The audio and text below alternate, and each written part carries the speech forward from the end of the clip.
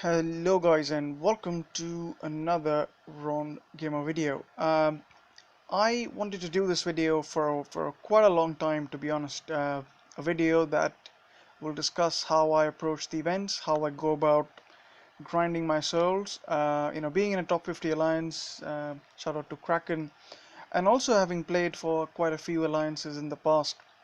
I've kind of gathered a strategy that I find works well for me most days.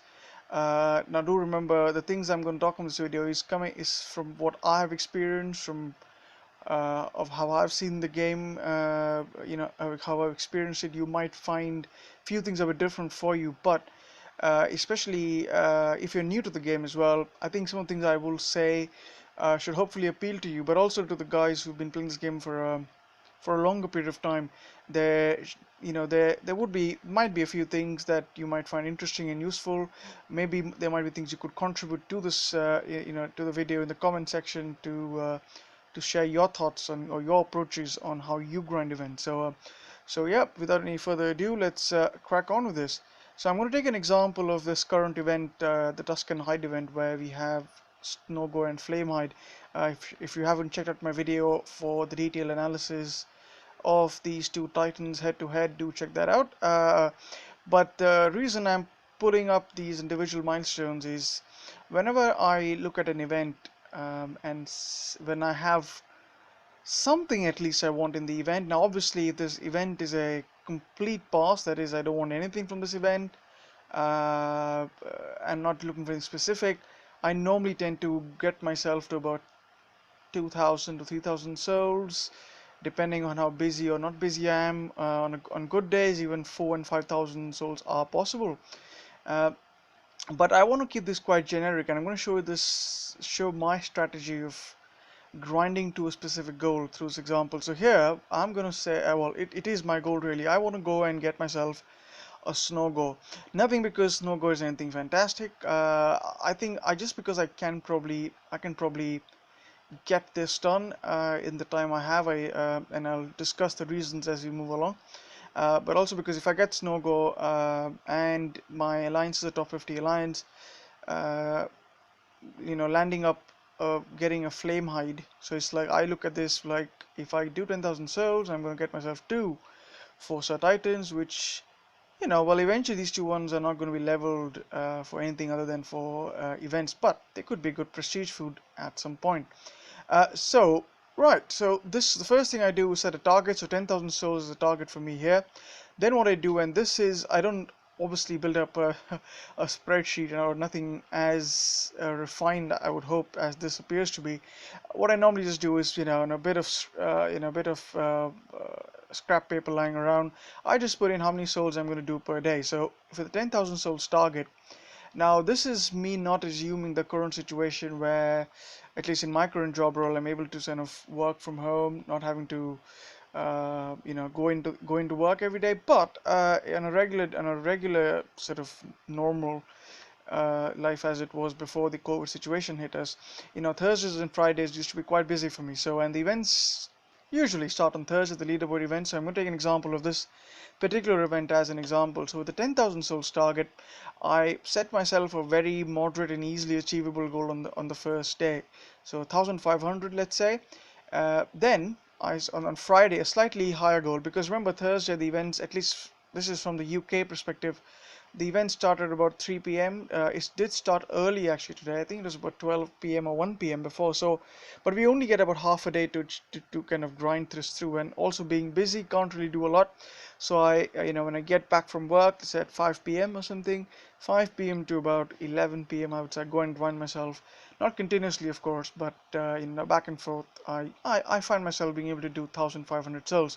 I do tend to save up my portal stones from previous events. I actually don't use them as I get them. There are different ways to approach this, but the way I plan things is I always have about 150 to 150 to 200 portal stones ready to burn when I get back from work. So that gets me 1,500 souls. On Friday, new day, I got the whole day. So of course again back from work. But if I can steal myself a few minutes, in the lieu or thereabouts, do a few, just to make sure my portal stones are continuously refreshing.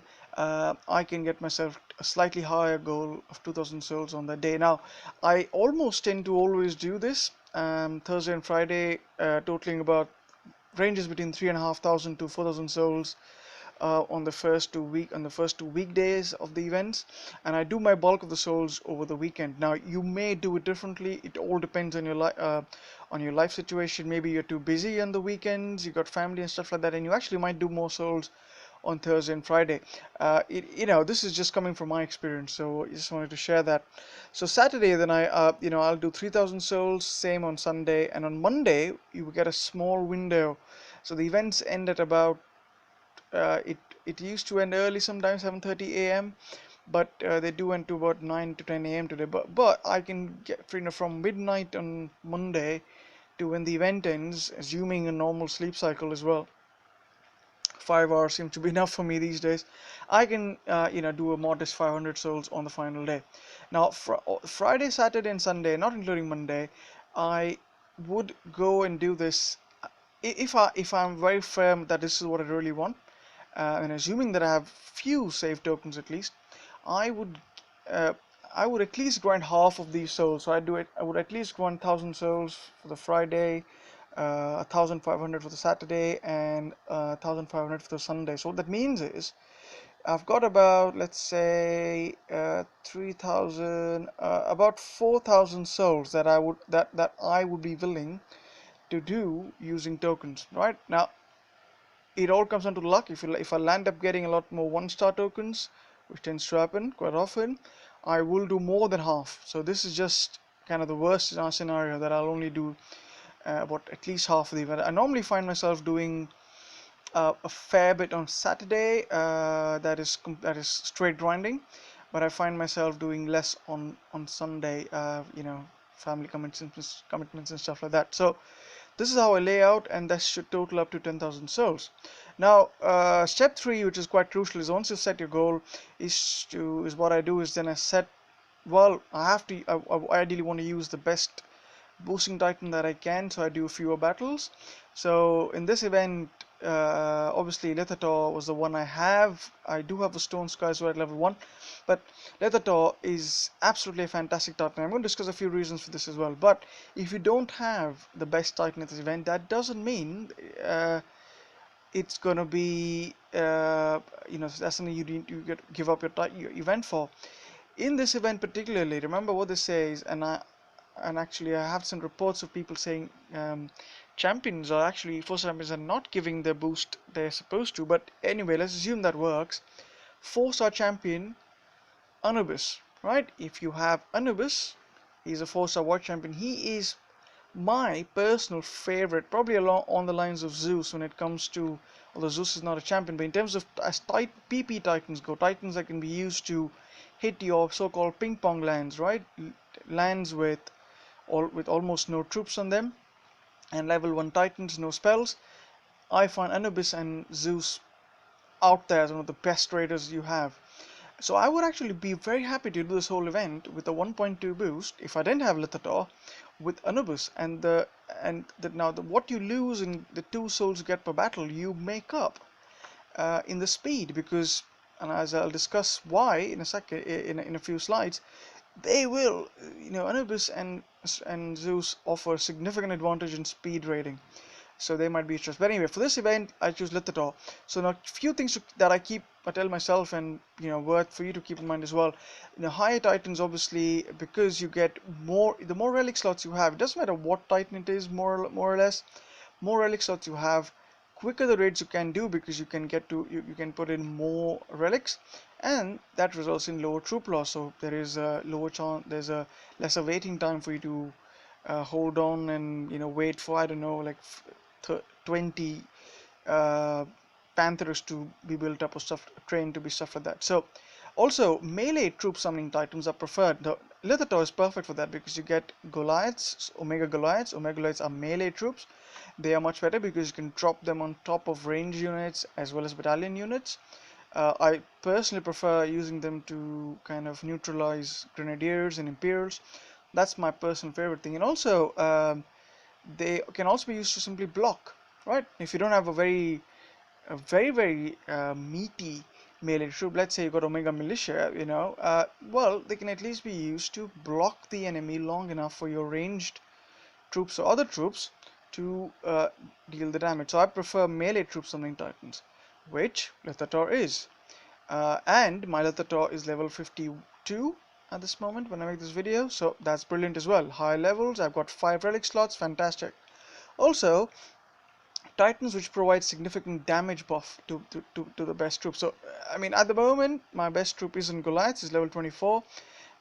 But that is strong enough, and stronger the troop means quicker the raid. So even though your Titan may not be higher level, if your troop is at, let's say, your castle 20 and the best you've got are Panthers, then well, you probably want to set up your you want to take Panthers along. Although, as I will discuss very shortly, that you may not want to do that. You may actually want to take in Maidens. So you want to take in Maidens because they can deal a lot of damage. They've got a very high DPS. I'll talk that in a second. Now, when it comes to choosing elements, in terms of for Titans, I really prefer Void Titans because there's a very unique combination of relics that you can put on for Void Titans, namely the Void Rune and Golden Scales, and that gives you 6 super terror spells. Terror spells that have amplified damage, and that can instantly melt Grenadiers, Militia if the land's got those, uh, Imperials as well. Now, it does require that your terror spells and the land that you're hitting are at approximately the same level.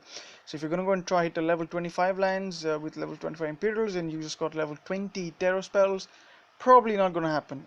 So keep that in mind.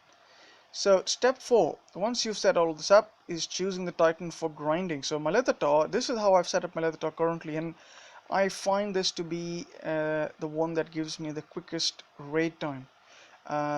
So how do I set this up? Look at the following relics. It's a Void Rune, Ancestral Heart, Flaming Rune, Storm Ring, and Whetstone. A Whetstone is kind of optional. I could actually swap the Whetstone out for my 5-star Night Whisperer, but I wanted to keep this generic just to show you what it is, what is a setup, a good setup without a 5-star relic.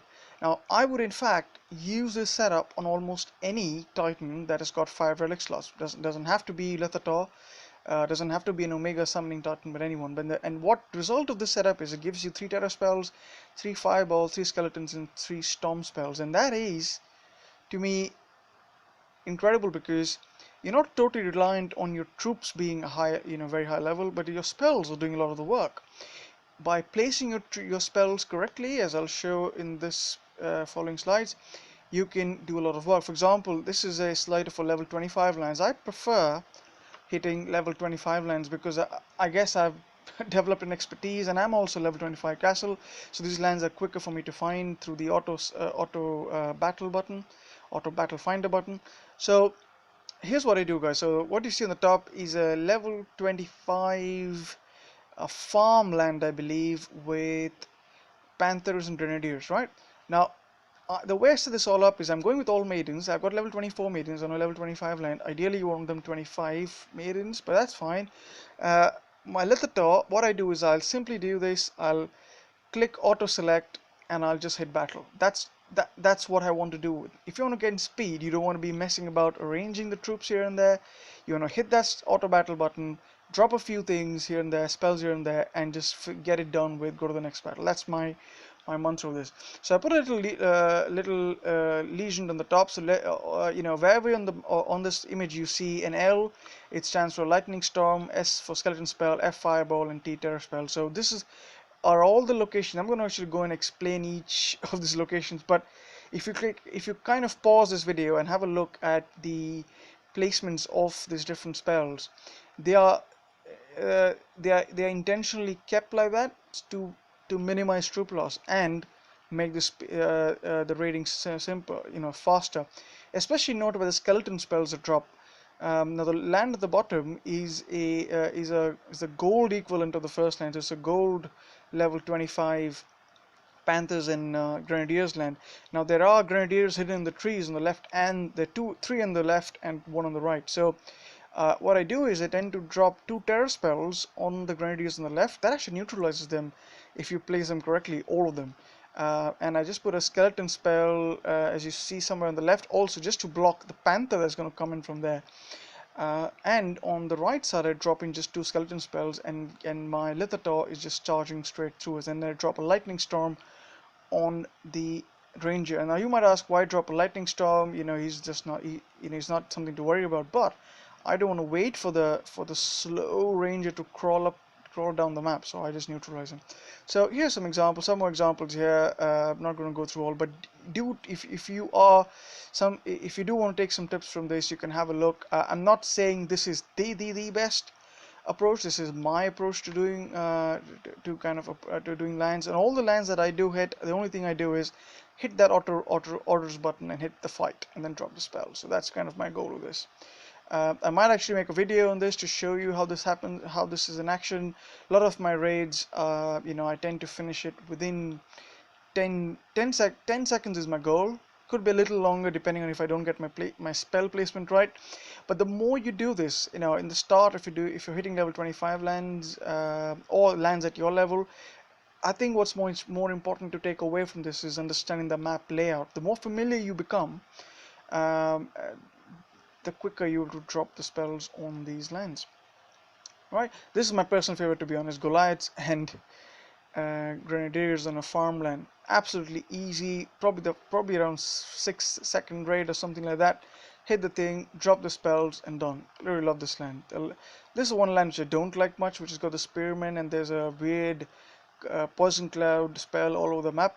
But key thing here, if you drop 2 skeleton spells on the top of the map, which will help neutralize the range of the Titan, whatever is on there, and also start killing the troops so that your troops don't have to go up there to kill them. Just a small tip there. Right, so now this is something which I personally follow almost all universally. There are a few exceptions, which is probably for another video, but generically speaking, depending on the relic slot, this is how I set up in the card. If I've only got one slot, a level 1 Titan to level 19 Titan, I'm gonna go with a skeleton summoning relic. So it could be Ancestral Heart. I'll show the relics in a second. Some images of those from DOT database. Any skeleton summoning relic is fine. It'll be nice to actually go for one that actually has more health. So skeleton ring might actually be nice. I tend to go with Ancestral Heart just because it's easy to find on my relic inventory, because it starts with an A. 2 relic slots, any skeleton relic, plus a void and a flame rune. These two are fantastic because they each give you spells again to neutralize all of these things. So the more slots you have, as you can see, you get to do a lot more on the battlefield. Through relic slots, the same as above, but if I can, I'll try and equip a golden scales if the Titan is a white Titan. But my 3rd relic slot will have a storm ring. Love that relic because you also get your Maiden's critical, which is great. For relic slots, I will add the flaming rune in there if I haven't added that. If I already added flaming rune, I might add the void rune, stuff like that. 5 slots, same as above, but I might add a whetstone or a staff of storm. So whetstone, now if you haven't added the storm ring, you probably are running with no critical on your maidens. Probably want to add some critical, so whetstone is good. Otherwise, go for a staff of storms if you've got a storm ring. 6 slots, you can pretty much do anything you want really, because 6 slots, you are going to be pretty much raiding quickly as well. But if you want to go for a spell based one, as I do, you can go with Staff of Flames, Poison, Staff of Poison, or Venom Seed is also a good one, which has been available quite a lot of times, which gives you 3 poison spells, Panther critical, and Panther health. Here's some snapshots of all the different stuff. All of this is available, of course, on dotdatabase.net. Shout out to Yuki. Remember, for Ancestral Heart, you do have 3 more options. You can use Skeleton Ring, which offers you some more skeleton health, Blood Vial, which offers you some resistance to poison for skeletons, or Vasilis Flame, and the skeleton relic. I'm not really sure what its exact stats are, but it does give you 3 raised dead skeletons as well. Flaming Rune, absolutely fantastic. 3 fireball spells. Do note this is available in the current event. Void Rune, one of my probably one of the most used relics I have in my inventory there. 3 terror spells. Love it, love it, love it. Whetstone, you've got Maiden Critical, which is fantastic. You need that. Staff of Storms, because it gives you 4 spells rather than uh, 3 spells than other relics. So this is a very good relic also, which I tend to use a lot, especially if I've got a Lightning Titan that I'm working with. Golden Scales, of course, remember it can only be used on a White Titan, but if I get a White Titan, if you're running with a 1.2 boost and you got yourself an Anubis, or you've got yourself Baba Yaga, I was almost forgot that one. If you've got Baba Yaga, you can absolutely put on Golden Scales with Void Rune and you get 6 super terror spells. So yep, love that. Venom Seed is another relic you can use for if you're also, and it's also you could use this relic if you're considering setting up a sort of all Panther raiding build, which actually will work well. But the only problem with Panthers I find is, which has been an issue for a while, is they do get stuck. Sort of even if they do charge into grenadiers, they probably won't kill them all the way through. There'll be a few scattered gren units left around, and you have to maneuver them and stuff like that. But you do get 2 poison cloud spells with this, so yeah, that might be something you might be interested in. So yeah, there you go, guys. That's it for this video. I hope you found this sort of analysis sort of useful. To sort of lay out your events. And that's it for this video, and I'll catch you all in another video.